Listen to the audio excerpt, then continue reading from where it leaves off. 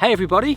If you're someone who loves trees but maybe struggles to know exactly what you're looking at when you're out in the countryside, I've got some good news for you, because this Wednesday, 13th of October, I'm running a free tree ID skills workshop. It's called Kickstart Your Autumn Tree ID Skills, and we're going to do just that. So whether you're a beginner who doesn't really know any trees at all, or you've got a few under your belt and you want to improve your skills, this free workshop is going to be perfect for you.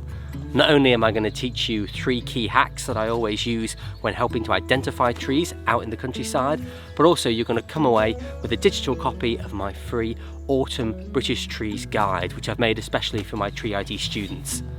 It's live via Zoom, Wednesday 13th of October at 7:30 p.m. You'll also be able to put your questions live to me if you have any burning tree questions, and you can sign up via the link below. It's free to register, and if you register for the workshop you'll also get a link to my free Tree ID online course as well, where you can take your learning even further.